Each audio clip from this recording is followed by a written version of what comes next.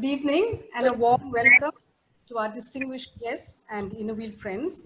Thank you so much for your presence and participation at the zonal meet of Zone Sapphire, comprising of the clubs of Alapi, Cherthala, Chenganur, Kottayam, Kottayam North, Mavelikara, and Vagatana. I am Pushpa Koshi, your MC for the evening. Kindly put your devices on mute mode so that the meeting can be conducted without disturbance. Thank you. We'll have the invocation prayer. I call upon past President, Mrs. Remini Koshi. Instill in us, O Lord, the true meaning of friendship. Never let us forget that we are all thy children. Notwithstanding the differences in our cultures and creeds, endow us with a desire to serve our fellow men. Remembering that we too often need help. Whenever or wherever the need of service arises, help us to be ready to serve, endeavoring to make our badge of will worthwhile, ensuring that we have not lived in vain. Thank you. As always, before we begin this meeting, we would like to invoke the blessings and presence of the Almighty in our midst. The Innovil choir will now render the prayer song.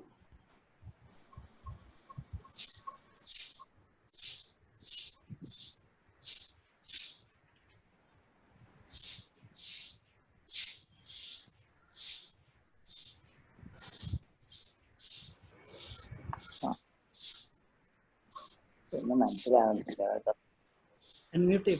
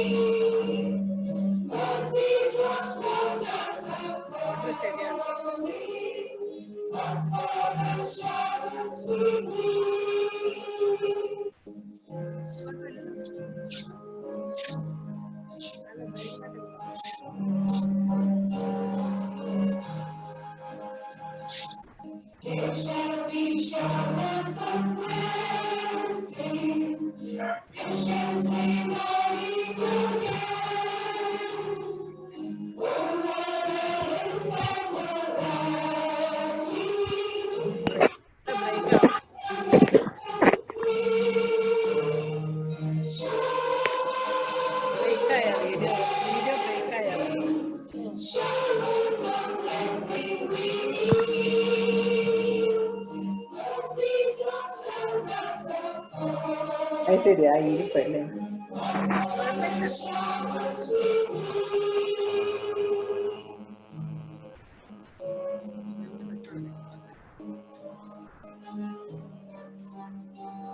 മുപ്പത്തഞ്ച് participants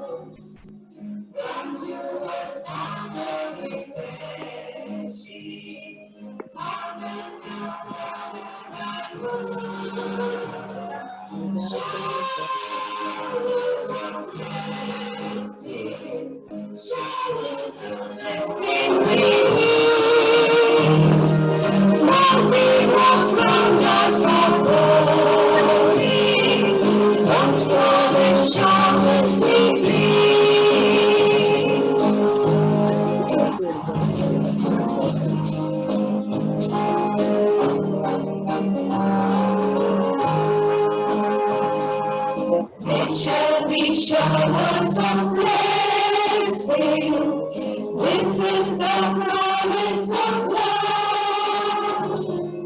There shall be seasons refreshing, sent from the Savior above. Showers of blessing, showers of blessing we need. Mercy drops round us are falling, but for the showers we glean.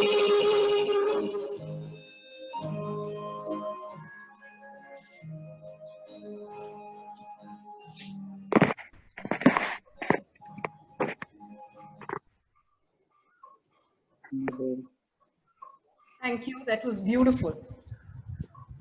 Now I request President Danny Philippos to welcome the gathering.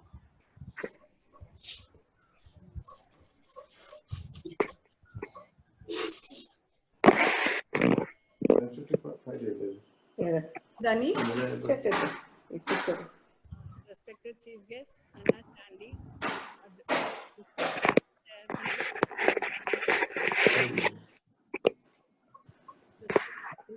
ISO, Mrs. Pushpa Koshi, past Association President. can everybody hear Danny?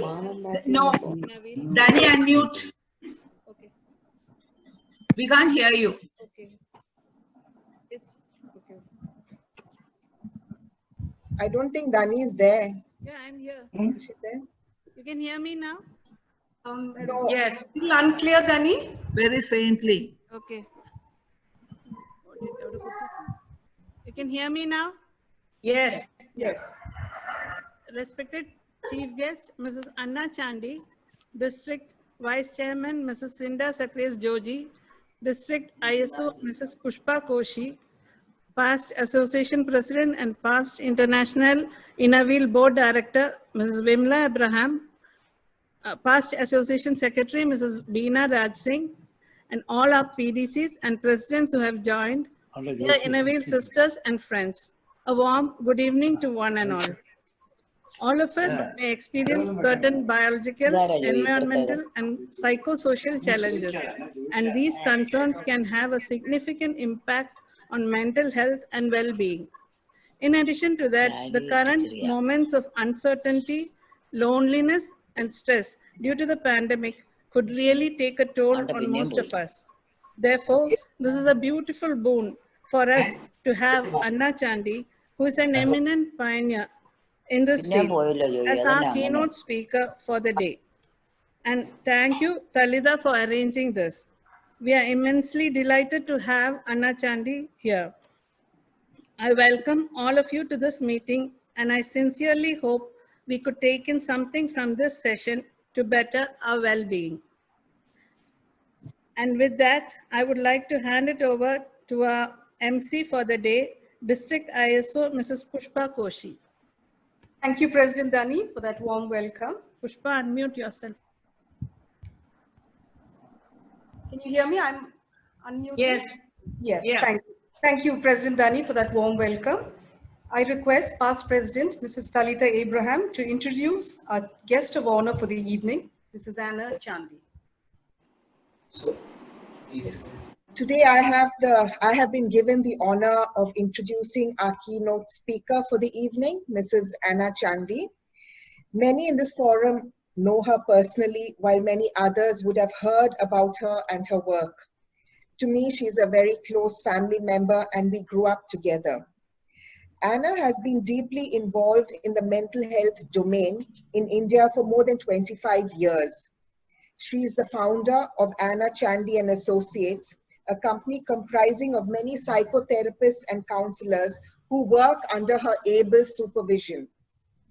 Anna's body of work encompasses counseling individuals from various walks of life, including social influencers, entrepreneurs, and business families, training and mentoring counselors, and leading important strategic interventions aimed at driving systemic change in the country's mental health ecosystem. Drawing on her rich experience, Anna has pioneered changes in the counseling profession in India advocating international standards of practice and an ethical and relational approach to counseling. She is accredited to the prestigious International Transactional Analysis Association and runs advanced personal development programs using transactional analysis, as well as training groups to certify towards becoming certified transactional analysts in coaching, counseling, or adult education. As a widely acknowledged thought leader in the mental health sector and philanthropist, she is now partnering with social influencers to create a community support model that addresses the mental health needs of a societal ecosystem. Anna also serves as the chairperson of the Board of Trustees of the Live, Love, Laugh Foundation, a charitable trust which was founded in 2015 by actor Deepika Padukone to give hope to every individual experiencing stress, anxiety, and depression. Anna is a columnist and author, and her first book, Battles in the Mind, Conquering and Winning Over Emotional Pain, was published by Penguin Random House in 2017. Anna believes that difficult times provide a space for deep self-introspection, reflection, and learning. She has addressed a range of audiences in India and globally, including at TEDx. Anna has also previously worked with survivors of the Gujarat earthquake and victims of the tsunami in Sri Lanka and India in psychosocial rehabilitation work. She also does a bi-monthly podcast called Mind Your Mornings on Spotify. With this, I have great pleasure in presenting to you Mrs. Anna Chandy. Thank you, Talitha, past president. Mrs. Anna Chandy, I request you to kindly address the gathering. We look forward to listening to you.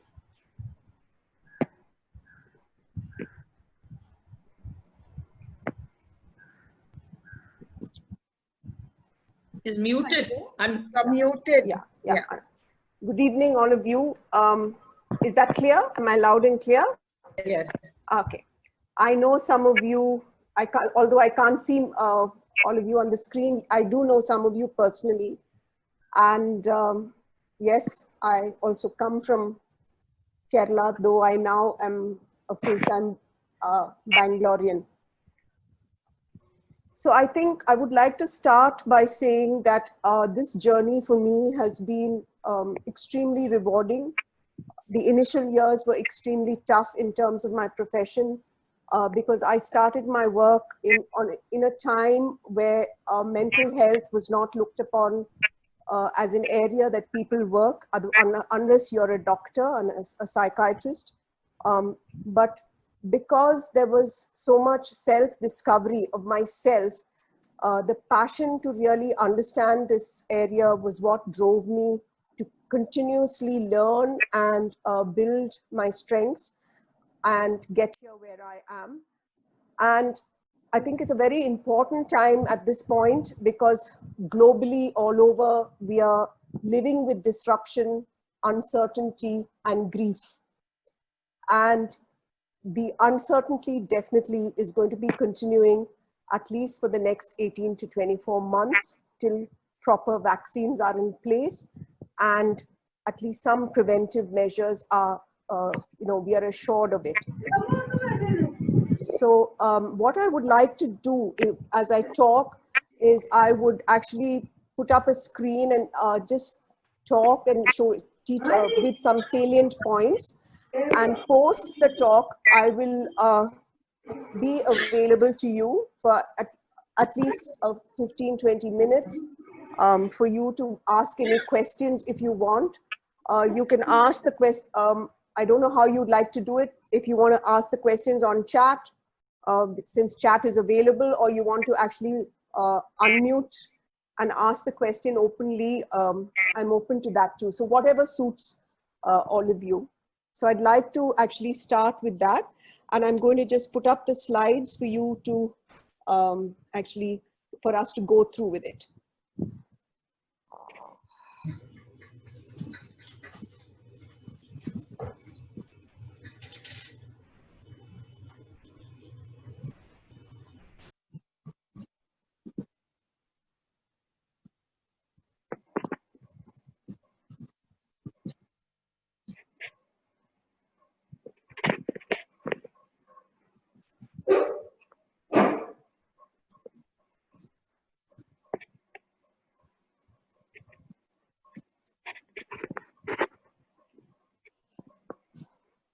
So let me start by setting the context for you, and we need to understand the context, and our current context is this. And when we look at this image, each of us feels something. We may feel it in our body. Huh? On? We don't see any image. I am on, you are screen sharing. 1 minute. Just come here. Yeah, it's here.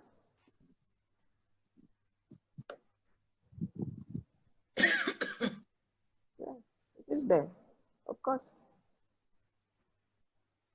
Yeah, it's there. Yeah. Okay. Okay. No. Yes. Okay.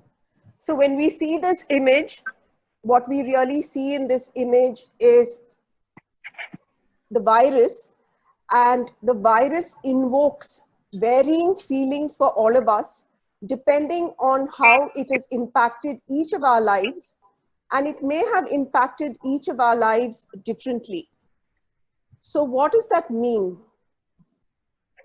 It means that the current global crisis, due to the pandemic and the wave, uncertainty is being felt worldwide. Whenever there is uncertainty, there is loss.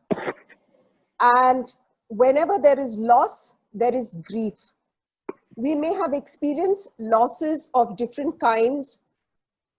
Youngsters have lost dreams. Some of us have faced economic loss. Some people have lost in relationships. Some people have lost career plans. And a lot of us are actually feeling the impact of what we term as social isolation, because in order to be protected, we are at home or we are in confined spaces. And therefore there's a loss, because some of us actually thrive. We thrive when we are with other people and we meet other people and we are constantly engaging with other people. And in times of uncertainty, we need to learn to share and experience, express our experiences, because what really sharing does, it helps us cope and it helps us contain. And when we talk about the word contain, what it means is it helps us hold together. And when we are able to hold together, it creates psychological security. So before we do this, I want to help all of us understand something in ourselves. And that is this little green, almond-sized little part in our brain. And it's called the amygdala. And it is part of what you call the limbic system, or our emotional brain. Now, the purpose of the amygdala, evolutionary, is to protect us whenever we feel threatened by a perceived predator. And what really happens to us is that whenever we perceive a predator, we feel threatened, and because we feel our survival is at stake, and therefore we get into two states primarily. We get into two states, which is a flight or a fight response.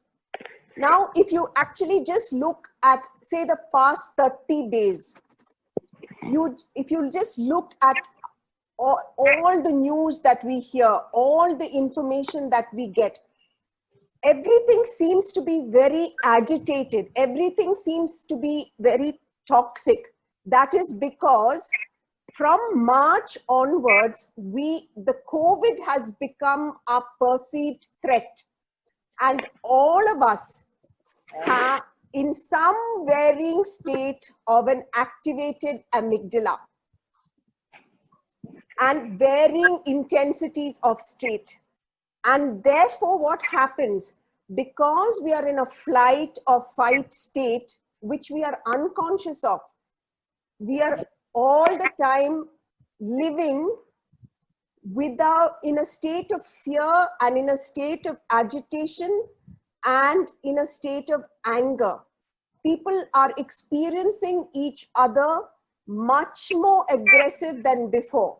You will experience people who were much more calm and contained, somewhere suddenly becoming much more fearful, much more anxious, and also much more agitated, and therefore a little more snappy. This is because we are in a threatened state, and this little green amygdala is an activated state.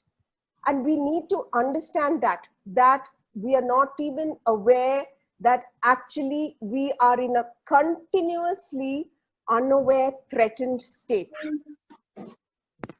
Now, so when we look at this, we look at what is the intensity of each of our individual states of the amygdala. That is, how are we responding to COVID? How are we responding to disruption? How are we responding to the loss? How are we responding to this uncertainty? That response depends on how we were pre-COVID, which means how we were pre-COVID. So let me give you like a little metaphor to understand that. Just imagine a tufted carpet. You have a tufted carpet, and then you get on it and you start jumping, and then you get off the carpet. The way the tufted carpet springs back into its original shape and form depends on the condition of the tufted carpet before you actually stepped on it and started jumping. So that is why we say how we are now, or how we are reacting or responding to this situation, which is the pandemic and the disruption and the uncertainty, depends on how we were before this happened. So really before March 15th. Now, to understand this, we need to understand 5 categories of emotional wounds universally that all of us have experienced. And why it's important to remember these emotional wounds, 5 categories, is because these emotional wounds have become part of our blueprint and part of our foundation of who we are. It lies dormant in our unconscious, and yet when we are in a threatened state, it gets reactivated, because that is how we function psychologically as human beings. So there are 5 types of physical categories of wounds. The first one is what we call physical abuse. Physical abuse is where people have experienced before the age of 7. This is your early childhood years. All these wounds happen then. Before the age of 7, if you've been in an environment where there's been a lot of physical violence. Now, physical violence means it's either been on you or you have been a witness to somebody else being violated. The next type of wound that we all suffer from is emotional or verbal abuse. That is when we have again been in situations in early childhood where there has been emotional and verbal abuse, where you have actually felt it, where you have felt bullied, or where you've witnessed people using foul language, bullying, or people being cornered, etc. The next type of abuse is sexual abuse, and these are people of survivors of sexual abuse. Now, sexual abuse is when the boundary or the child has been violated. Any person who has had any form of violation before the age of 16 years old, and most often it is by somebody known to the family. In India, 1 out of every 3rd girl child is a survivor of sexual abuse. And 1 out of every 7 boy child is a survivor of sexual abuse. Now, the other thing is, if you've had a category of a wound as smothering and controlling.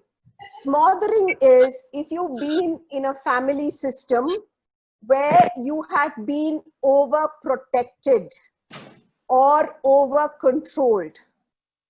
That is, you are protected and controlled and therefore have an inability to function according to age-appropriate developmental tasks. And while we all think, and society thinks and encourages that smothering, where you excessively love your child or you excessively love somebody, that is good. It's actually good for the adult, extremely unhealthy for the child. And the last wound is what we call abandonment, where the primary caregivers of the child or the infant has not been there, which can be, there can be a death, or it can be that they've not been there available physically or psychologically for this child. Now, all of us, every psychology school will say, all of us have experienced one of these 5 categories of wounds. Now, why is this important at a time like this? Because it's important in a time like this, and I'll give you an example. If you've grown up in a home or in a setting or a context where there's been a lot of control, then what happens is that now in the COVID time, when you are feeling locked in and you're feeling controlled by the rules and regulations of government, intellectually, you know it's for your physical safety to protect you from the virus.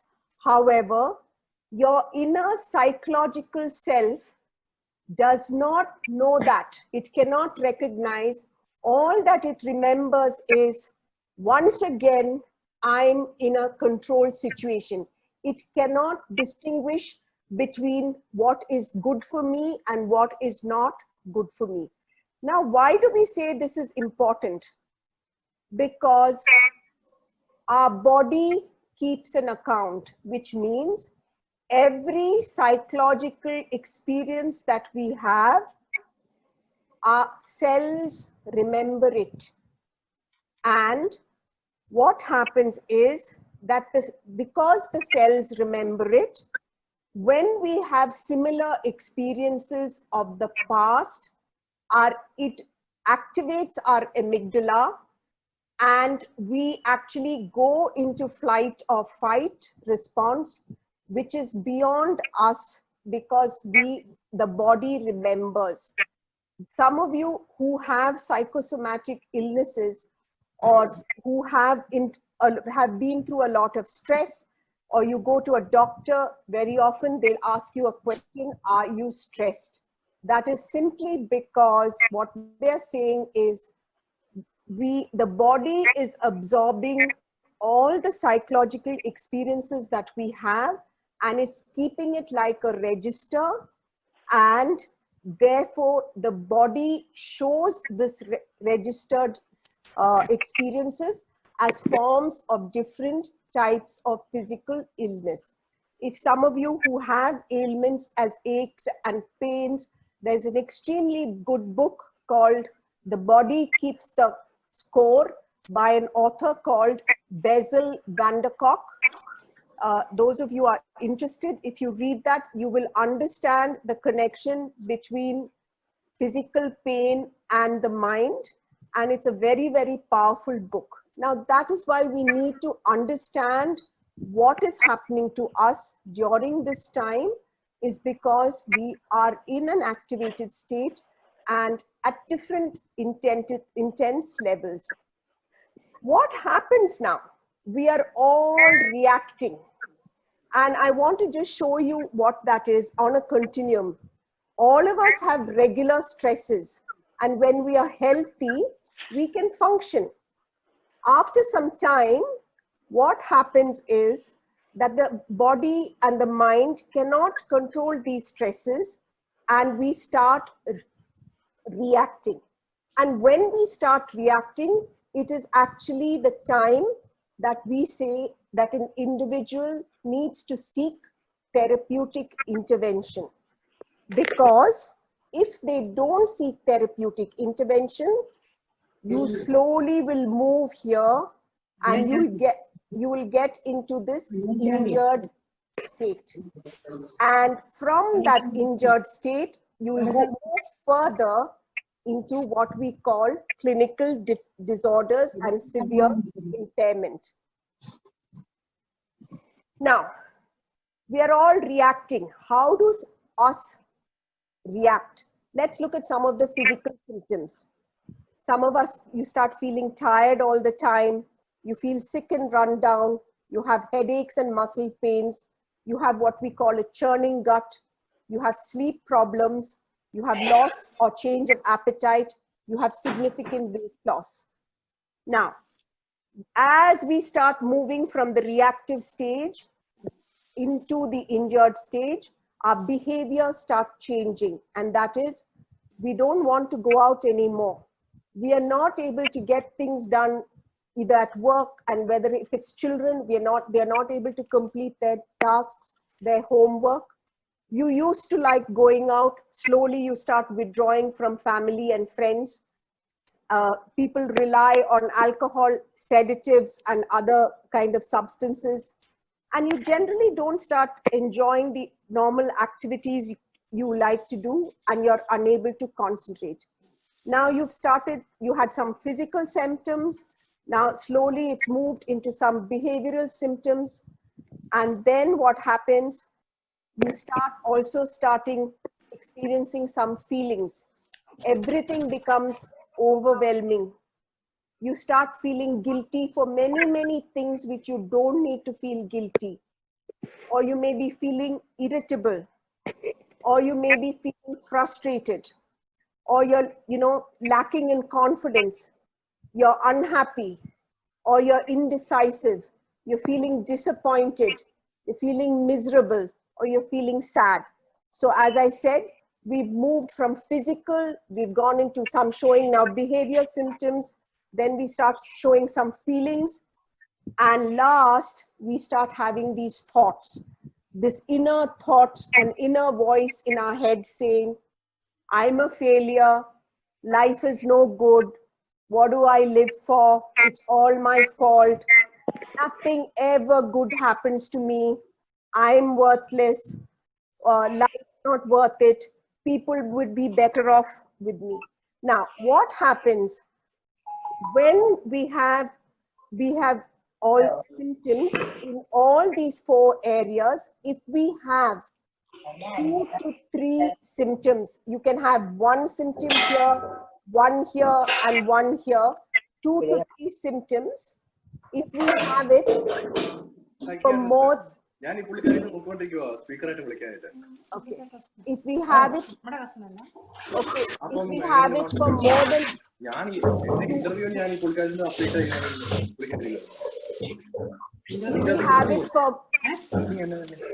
if we have it for more than 2 to 3, can somebody, can you all unmute yourselves, please, and have a, excuse me, mute yourselves, please, so that our chief guest can continue. yeah. Disturbance, thank you. Yeah.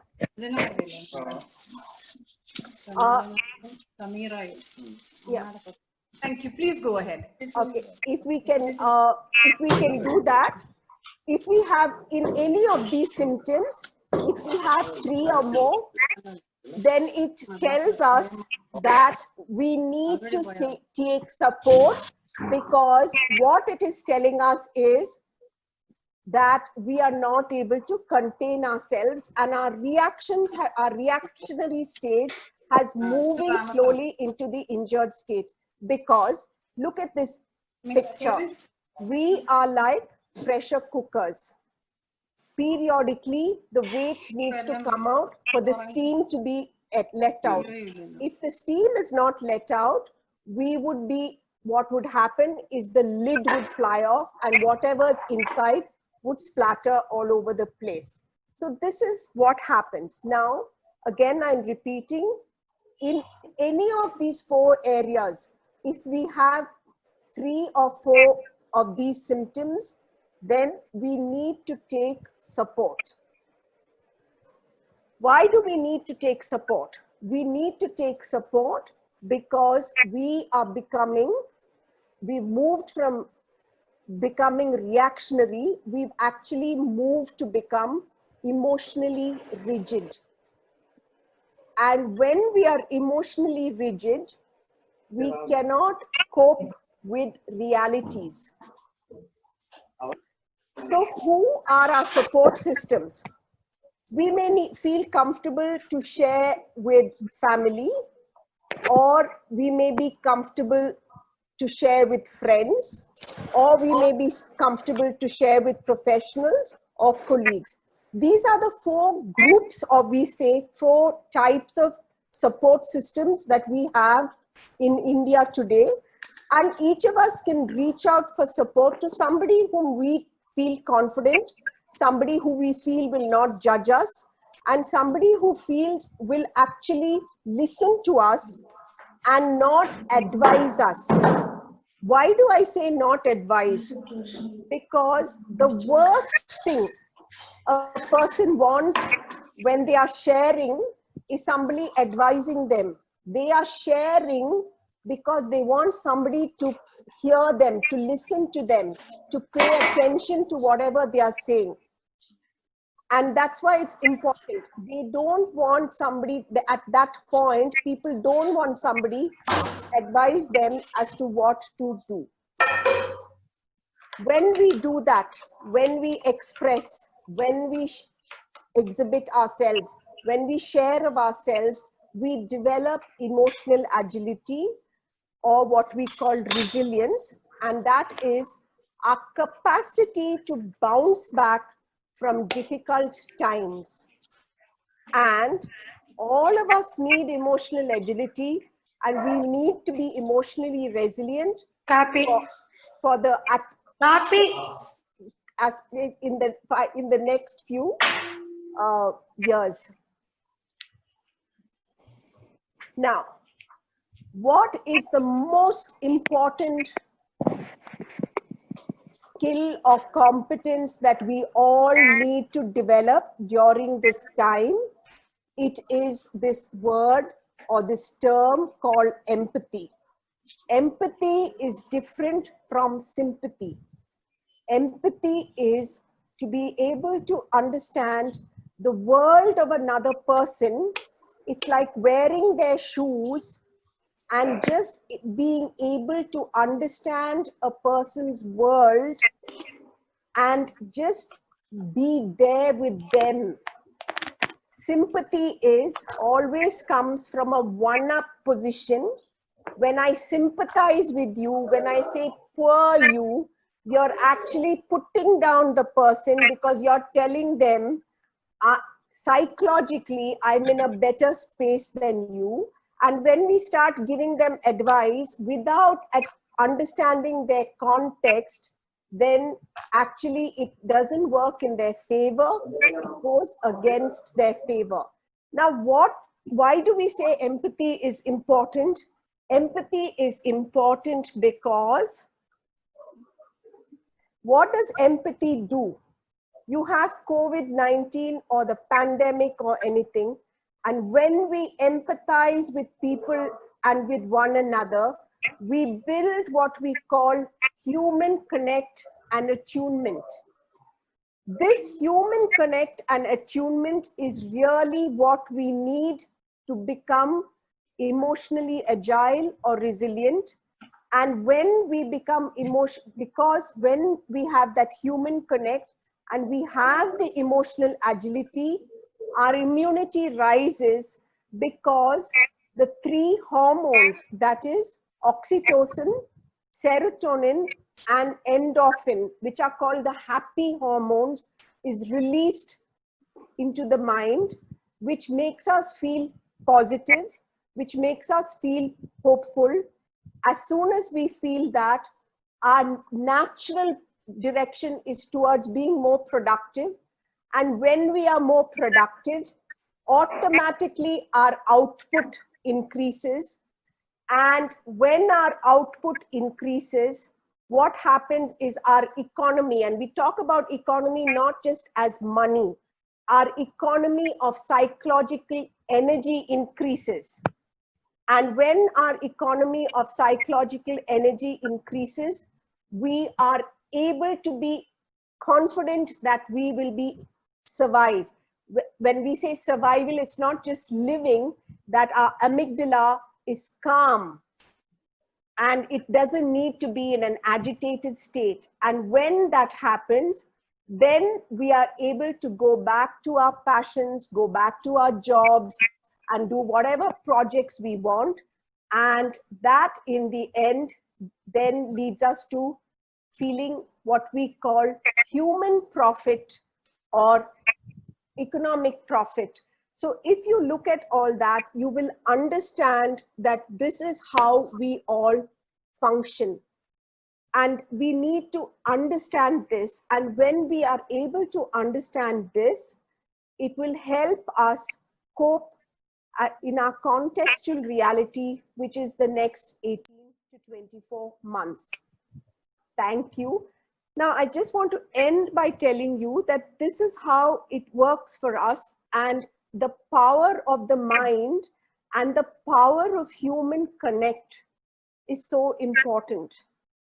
Now, in fact, what we are also doing research, and there's a lot of work being done, is that we all have homes where there are young children, little children, and just like we have impressions, the impact of the COVID or the impression of the COVID would be part of the little child's progression into adult growth, and it would be part of what we call their unconscious emotional template.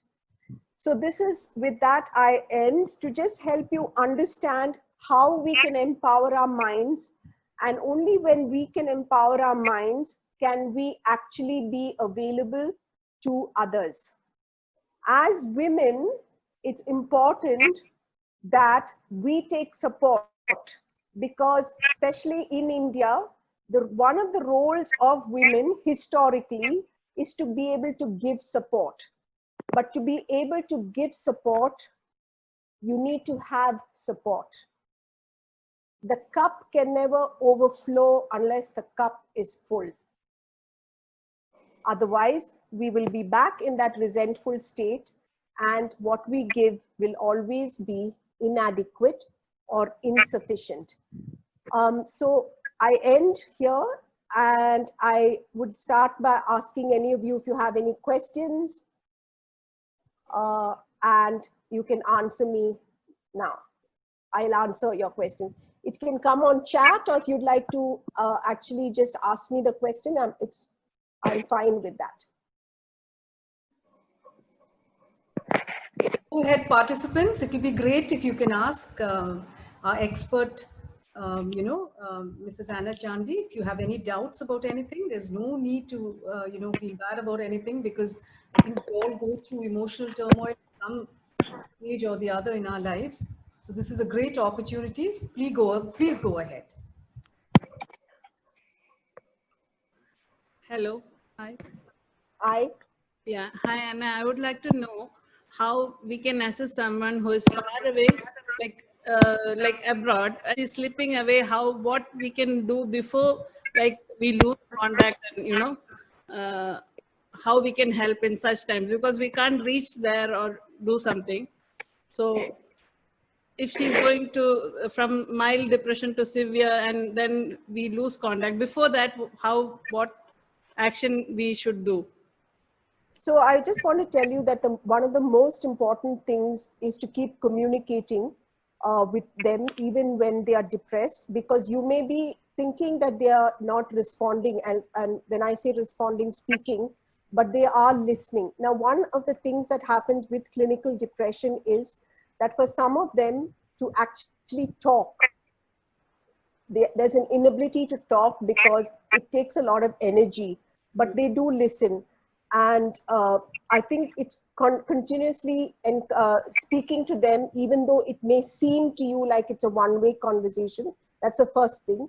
The second thing is, if you are able to identify somebody who's there because it's far away, who can actually connect with them, because they do need that support. And the third thing is, if it's, in a Western country, you encouraging them to reach out for help through helplines, because there are international helplines and it's completely free, and they need to reach out, because people don't understand about clinical depression. It's not that they don't want to do many things. There is an actual physical inability to do the things. Some of them even struggle to talk, because even that seems like an uphill task for them. I just want to ask one question about, what about children? Because I think most people, they just think that children cope. But what about little children? Can they also go through depression? Can they also feel scared about what is happening around them? So from a public health perspective, what we have been sharing is you need to talk to children and give them age-appropriate information about the situation, because children are observing their parents, one, and if they experience their parents as anxious, they will be anxious. But the point is that anxiety, they make meaning without understanding. So it's important, we need to talk to children and give information age appropriately. The second thing is, let me tell you, children do suffer from mental health issues. They may not have words to say. For example, when a little child is afraid, the child doesn't say, I'm afraid. They always you'll hear them saying, my stomach is paining. Or they don't want to go to school when there's something frightening. They'll say, my stomach. What they're actually conveying is that they're feeling that fluttering in the stomach, that discomfort, that churning. And the only way they know to say it is pain. So it's important for us to understand that children show it as physical symptoms. If it's adolescent children, very often they will show it as behavioral symptoms. For example, we will say they're lazy. They're actually not lazy. They can't, they're unable to. Or you'll say, oh, they're procrastinating. Or they'll also be very agitated. You'll experience them as extremely rebellious. Now, there is also data and research that shows that depression as an illness also comes across, the symptoms show up, what we say culturally. For example, in India, there's data to say, in India, when men are clinically depressed, they show anger, not sadness. So when you say somebody is an angry man and continuously angry and agitated, for us who work in the area, we don't look at that person as angry. We look at, okay, here is something going on here. So these are some things that people don't understand. And the other thing is that none of you may be aware, there's something called smiling depression. That is, inside I feel all this weight, I feel terrible, but to the outside world, I'm constantly smiling. And if you remember about 2-3 years ago, there was a very well-known designer in the US called Kate Spade. She is actually an example of who suffered from smiling depression.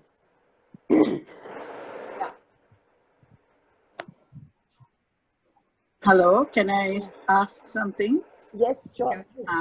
I don't know whether it's relevant, but I just like to ask you, in India, I mean, most of us, we all have a strong spiritual base, isn't it? So anytime anything happens, most of us turn to God, we pray, because we believe that, that God says, you come to me and I will give you, if you're burdened, and I will give you a refreshing. So does the spiritual, you're doing it clinically, so does the spiritual aspect form part of your treatment for the patient? Yes, because what spirituality does, it gives you hope. Yeah. But if we own, so we look at it not, when we assess, we look at it as a multi-pronged approach. That is, every domain has a role to play in recovery. For example, when we do work in rural areas and we are working with rural people, when we are getting them treated, we would get the doctor, we would get the psychosocial worker, and we will also get the religious leaders or even the people who engage in astrology, etc., because it's part of community and everybody has a role. And does spirituality help? Absolutely, it does. It does help, but you can't, when a person has clinical depression or they're having difficult life issues, you need to be able to work with different things to complement and come together. It's like with depression, just going to a psychiatrist alone and taking medication, it will not work. I'll tell you why. Because the medication will only dull the symptoms. What the psychotherapist does is we work with the original wound. We work with the original wound, and we actually work in healing. So some of us work with doctors in parallel. We don't work alone. We work with doctors so that the person's recovery is quick and also to minimize that they have a relapse. Thank you. Yeah. So it is all it is all the mind that goes haywire, is it? I mean, it is, if you don't have a strong, this coming into depression and then sometimes leading to suicide, because it's your mind that has become weak. So does it mean if you have a strong mind, you can avoid, or no, it doesn't mean that? No, okay. There is nothing as a strong mind. No, so if you are mentally strong. And I just wanted to know how it comes about. So it comes about, so there is one is you're predisposed, okay, which is genetically predisposed, just like other illnesses, there's a predisposition. Then now there is all the evidence, and it's been there for years, early childhood trauma and unresolved childhood trauma leads to clinical depression. And in our country, I don't know if you know, in our country, what happens is women attempt suicide far more than men. 30% of India's population, women, we don't even realize it, 30% of the women who've had gone through childbirth, 30% suffer from what we call postnatal depression and undiagnosed postnatal depression.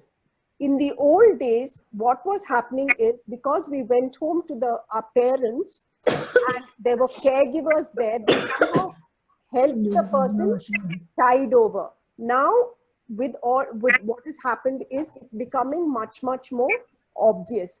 Now, with regard to suicide is actually a very complex issue. What happens to all of us is we tend to blame the event just preceding the person taking their life. But there would be a multifactorial, we call it multifactorial. There would be many, many things that were impacting the person.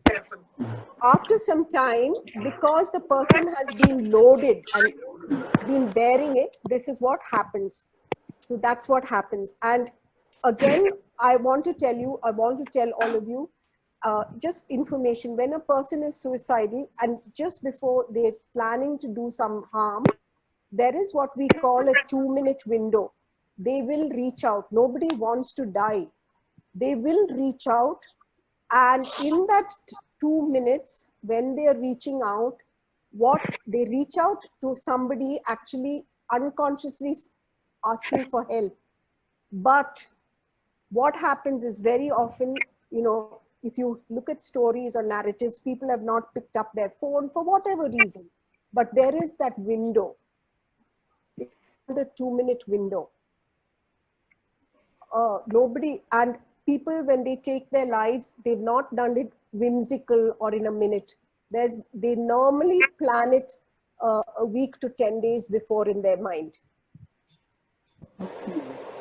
So does that, the suicide, this decision to take suicide, it's not like suddenly you think and you lose your sanity and you go and commit suicide. It's not that. No. It's a long thought out process and then they go and do it. A person trying to hurt themselves or harm themselves is a cry for help.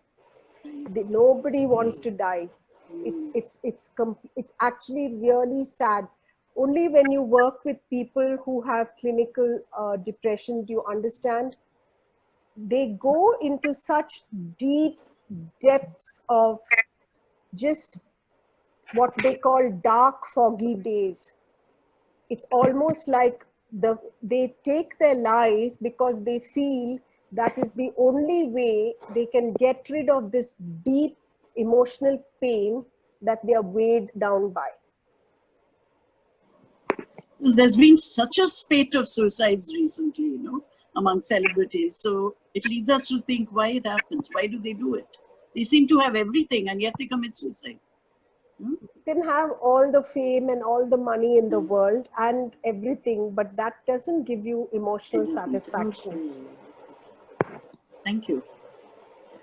What about old people? There are most people post 70 mostly will be the ones who are more restricted at home now because of the COVID situation. And in many situations, it'll be where they are alone. So the tendency to feel lost and depressed and scared will be much more. So actually, how does that impact them? I mean, it is extremely there is many things that's impacting them. One is the isolation. The second thing is really this fear of becoming ill and nobody, especially if their children are far away. And the third is actually they feel the depletion. They feel the depletion of not having that energy. I think at this point, what can be done for them, is communicate with them in modes that you can. I come from a space now where we've actually, in public health, we've been talking about it. I don't know how it is in COTEM or anything, where actually for the next 2 years, if you're in buildings or apartments or, these kind of communities, what we call RWAs, they actually will be your notional family. And they will be your notional family. Because when you're in these communities, even though there's social isolation, within the community, there is, engagement. For example, in Bangalore, etc., even where I live, we all do that. We have old people, I go in and visit them, etc., because these are things that are going to happen. So the idea of family itself is now become who's your, in these times, we have what we call notional families. So, so do you think that it is it's a good thing for communities to build groups like that, like support systems? I think communities build support systems to reach out to people who are old and who are alone and who are struggling, because at the end of the day, it is more frightening for them than people who are younger and who feel like, okay, even if I get it, it's okay, I'll recover. But people who are old cannot afford to get it, and so there's that fear. So it's a good thing to build community support groups. Absolutely. In fact, I think it's not just a good thing. I think it's imperative. It's important. And in fact, I'm going to be traveling into deep down south into a community further from Madurai, where we are actually building community systems, and where we are actually, I'm training women of the community, 10, 15 of them, to become what we call lay counselors. Because again, in public health, we've had discussions. You can't get certified people in India. There are only 30,000 mental health experts, mental health professionals, which are psychotherapists, and 3,500 psychiatrists for 1.4 billion. So we will need to do this lay counseling model. So some of us are training people in that. And I think, for example, places like Kerala and all that, even Inner Wheel, if a group of 8 to 9 volunteers learn what we call lay counseling skills, which is about 30 hours of intense lay counseling skills, you'll be doing the community a great service, because that's the only model that's going to work in India now. Is there anybody else who'd like to ask any questions? Yeah, just one more thing I want to ask. Okay, I'm a teacher, so I'm just worried about my students. Like now it is like it's a social distancing, so they don't get time to interact. What will be the impact is what I'm little worried about. It is going to have a huge impact on them. Yeah, that is what should we as teachers do. That is what I want to. I think it is going to be part of their blueprint, and in 2 areas. One is the pandemic. The other thing is what social isolation is doing, because we need social development, engaging with other peers and children. It is going to be part. I think we are now actually looking at ways that you can actually engage children using other senses, not just when I say other senses, not just technology, so that they can actually work through this. If they are little children, I would really encourage you to give them time as teachers for what we call free play. That is with no agenda. Because what happens in free play is that the mind, this part of the brain, which is called the hippocampus, that actually learns to create and build its own little stories, which actually become a supportive tool for a child later on. Yeah. So I find that when we live in a community where, we're all from the same background, and I feel people are so restricted. I think this is where the problem in smaller communities like Kottayam and all that, you never have an open mind. You sort of, restrict your communication and try to sort of paint a picture of, everything is fine. And I think those sort of people, and sometimes so often these community people, their anchor is going to spirituality, okay? And this is where I feel we have a huge problem, because sometimes okay, she has a problem, but then she'll tell you this very beautiful bright side, which it's not there. So you're living in this thing where there is no anchor. You're sort of floating around. And I think, this is a huge problem in communities where we don't have, we are, from a similar background, and everybody knows, okay, you're from here, you're from there, that sort of a thing. So I don't know. Yeah, I think this lay counseling, as you said, is it's something which we should all help others. Maybe, I don't know. Actually, Vimla, to tell you, I'm actually going into a smaller community than Kottayam, and going to be working with them. So I've done 2 field trips, and so it's a very small community, okay, and a very small town, and we've actually talked to them about lay counseling, because there is no way they're going to get other support. And you won't believe it. Initially, when I went there, the women, and I heard, when I asked, I went with the company that's going to do it, the women jumped up and said, we all are strong, we don't need etc. But just 10 minutes in processing. So we conducted what is called a women's meeting. And 10 minutes in, I started asking some questions.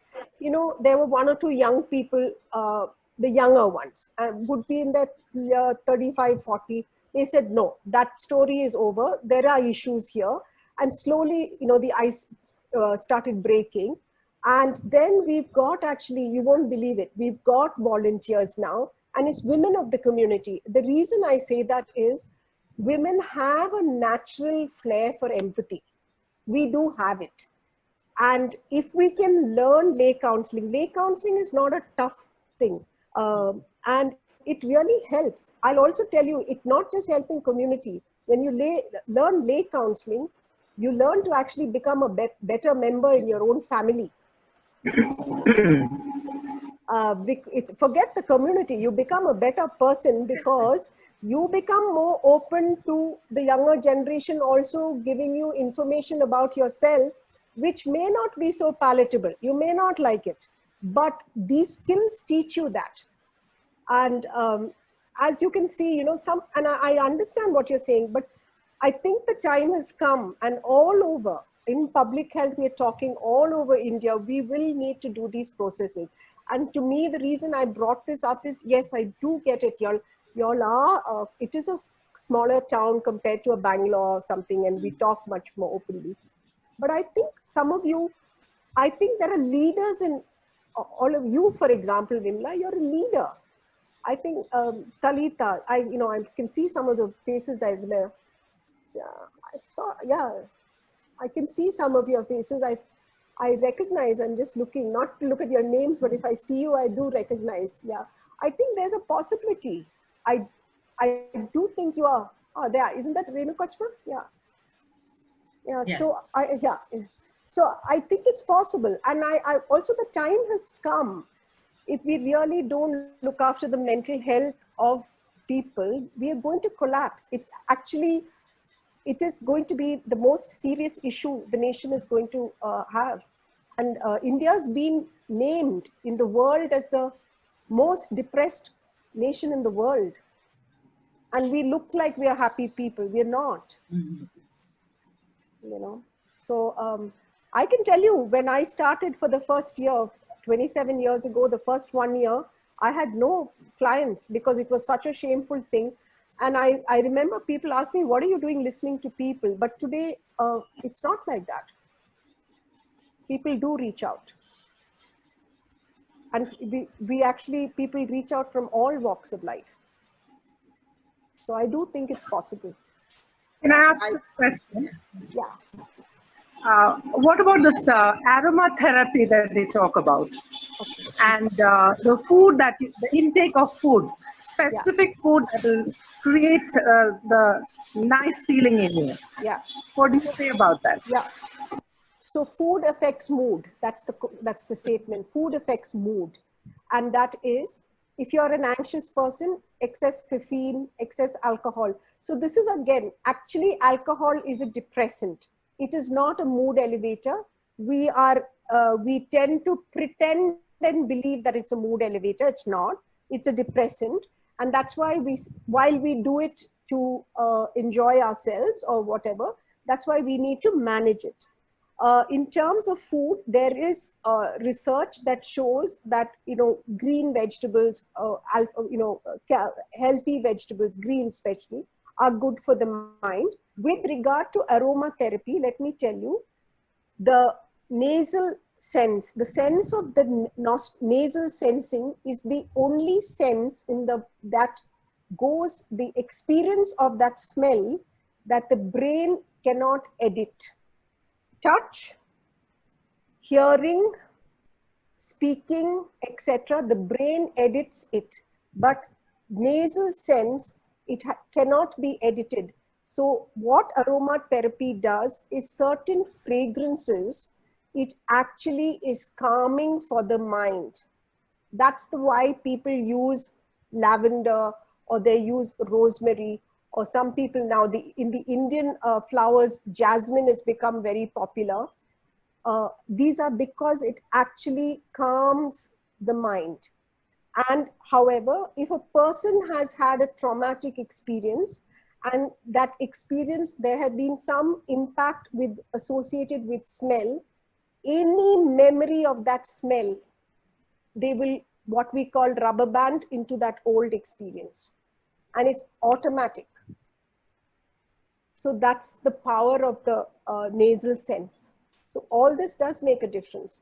Yoga does make a difference. That what yoga again does is certain stretches, certain postures, it actually activates what we call the parasympathetic system. I give you a simple exercise to know your level of agitation. Close one nostril. Suppose you close your left nostril and you just put your finger here in front of the right and you breathe. And just observe the pace of your breath, the speed of your breath, of your breathing from your right nostril. Then you close your right nostril and do the same thing and measure.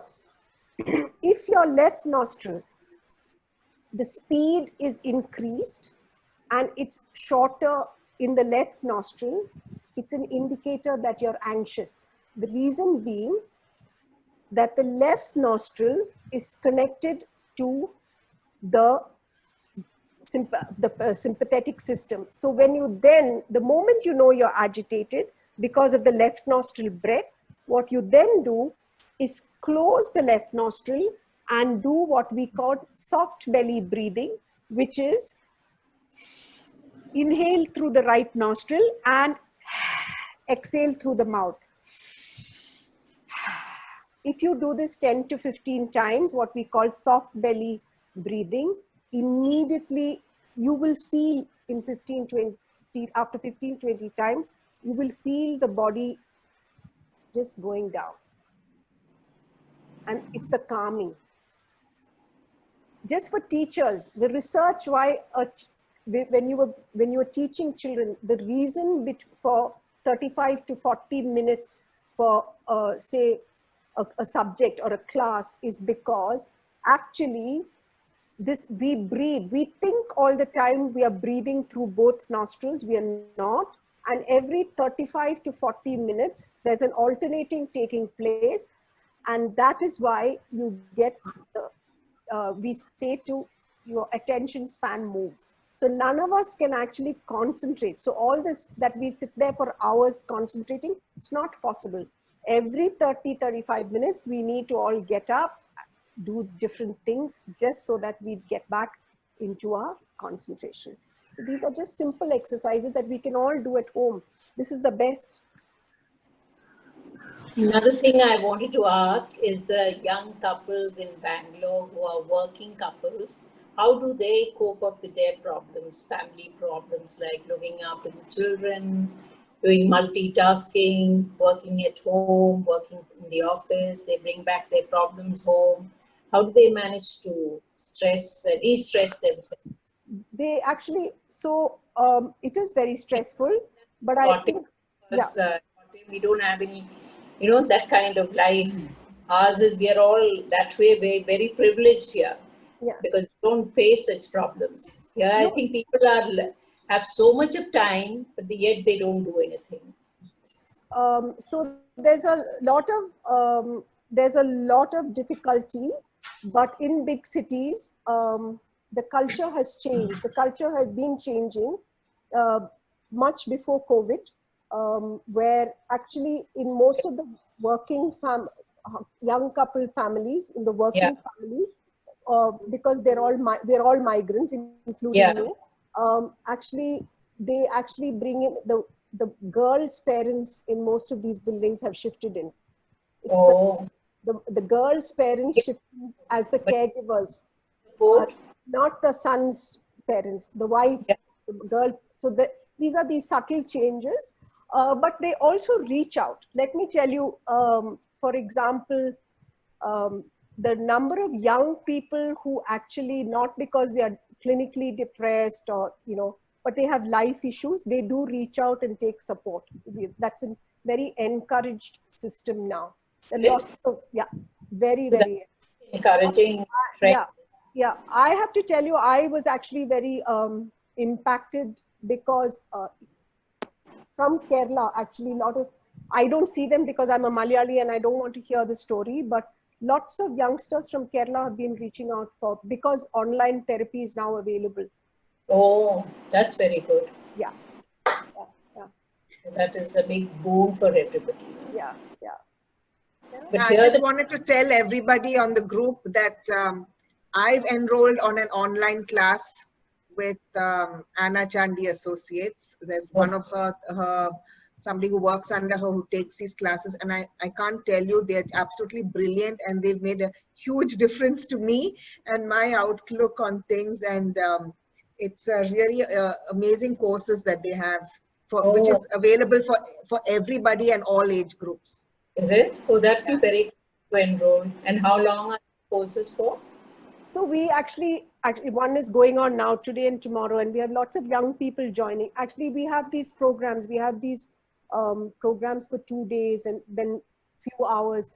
Basically how, we are offering this for people to really take charge of their lives, because I think we need it, and we offer that. Yeah. I think it's something worth encouraging the youngsters, like those who have young children or grandchildren or whatever, from teenage age onwards. It's a good thing to encourage them to explore these things, because I think it's good if you can deal with issues before you actually face them. Yeah. Yeah. So actually, also, I actually, as I told you, I work with families. I work with business families. So, so I know I do actually something called systemic work. I work with the family, every member of the family in some of the family issues. For example, whatever the family issues are and they don't want the world to know about it. Working with them, like today, there are some, it's going on. My colleague is doing the training. There are some 8 of them from different, very high-profile business families. The sons have joined the course because the mothers have done it, and the sons have joined so that it will help them manage the family business also. Interpersonal relationship also. Yeah. People staying in the flats, it's one thing that I've learned is they don't even know their neighbors. There's so many people staying in flats. If you ask them who their next door neighbor is, they won't know because they don't like going and mixing up with them. And I've heard complaints of new people who joined the flats. They say we don't know a single soul here, and they feel very lonely. Yeah. That's the attitude which people have to change. So how do you change? I think that will change now with this COVID, because I think we were all leading an extremely fast-paced life till March. We were really leading an extremely fast-paced life. And I think this slowing down will actually make us take a pause and look back. In a place like Bangalore, you don't find such problems because most of them are holed up in flats. And they're all in their flats. They don't get out. So actually this time in Bangalore with the COVID, all the residential communities became very active because everybody was hemmed in, right? The gates were closed, etc. So people started actually working with each other. And that's what I said. So there are some things that have happened because of the COVID and some positive things. And I think there is a general slowing down. Yeah. Generally slowing down in opening up, or in slowing down in your pace of life, and therefore you have more time available for somebody else. We had reached a point where we were not willing to give time to somebody else. Yeah. Because that's old people here in Kottayam also are always having that problem that nobody visits them. Yeah. Nobody has time for them. They have time, but Ma'am, can you tell me what is Live, Love, Laugh Foundation, of which you're the chairperson? Can you just tell us something about it? What is the aim? So as you know, Deepika had suffered from clinical depression in 2014, and it took her a year to recover.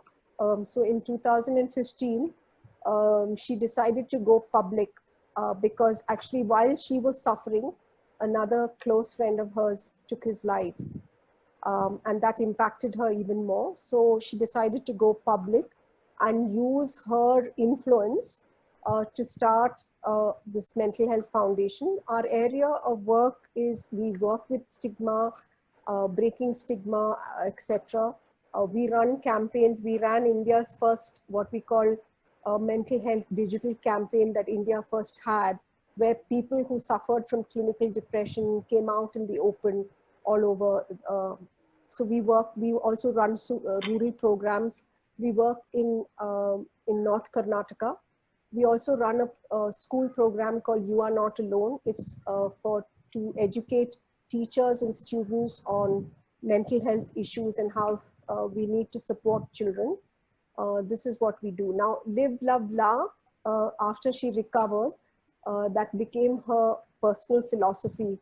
That for her, every moment is about being able to live, love, and laugh. Incidentally, we were given the award early this year in January. We won the award at the World Economic Forum for our work in mental health because we were considered the pioneers in. So the philosophy of the board, the entire board, all of us on the board, we have a strong board. Our philosophy is about being open about all our demons to anybody. And that's been our philosophy. Deepika's also, that's her philosophy, that I've had this illness, there's no shame in it. People are, journalists ask her, do you take medication? She, on every public forum, she'll tell you, yes, I take medication. She introduces me as her therapist she's not ashamed to say, I need my therapist, I need my psychiatrist. So that's what the foundation does. We work in breaking stigma. We talk about, we believe that you have to be open. There's nothing to be ashamed. That's a big, big achievement, isn't it, in India? Yeah, I think Prema Kashma, it's an achievement because she's the first one who was able to come on national television and she is still at the peak of her career and say, I suffered. Nobody believed it also. Yeah, no. But she does, and she'll tell you. She stood at the World Economic Forum and she spoke about, there was a press conference. They asked her, do you take medication? And she said, yes, I do. Yeah, there's always a stigma attached. Yeah, yeah. Right. Yeah. Does meditation and breathing exercise help patients with depression? Pardon? Does meditation and breathing exercise help patients with depression? Yes, it does. It does have a role. Meditation does help because again, it calms the mind, and breathing, pranayam, especially. Pranayam, yes. Yeah, pranayams do help. Yeah, they do. Except, I just want you to know, if, for example, if you have blood pressure and you do Kapalbhati, please don't do it because it will increase the blood pressure. So you need to ask the yoga instructor to give you something, some other pranayam, not Kapalbhati, because it will increase the blood pressure. Okay. So I mean, the patient she doesn't have to take any medicine. No, if you have clinical depression, you will need to be evaluated by a doctor, a psychiatrist who will decide what medication you need to take. Okay. It's compulsory for her to take medicine also. Along with this exercise and meditation, she has to take medicine also. Yes, yes. If it is clinical depression, yes. I see. Okay, thank you. Thank you. Yeah. Is that all? Is there any more questions for Anna? Would anybody like to ask any more questions? All right. Okay. So, thank you. Thank you. Can I exit now? So I've handed it over to you. Yeah. If you're done, Anna, are you done? Yeah, you can take over. Thank you so much. Thank you. Thank you. I enjoyed it. Thank you so much, Anna. Let's remember that we are all here to enjoy life, be happy, and learn as much as we possibly can. We needn't be ashamed of, about anything that is going on in our lives. We need to accept it, seek help, and overcome it. And I think that's what Anna has encouraged each one of us to do. We should reach out, but we need that kind of help. So we can do all this to the best of our ability. And I think taking care of us makes us stronger, not just us, for everybody else in your life. Thank you so much, Anna, for sharing your insights and views. It was really beneficial for all of us. Thanks again. Thank you. Now time for the felicitations.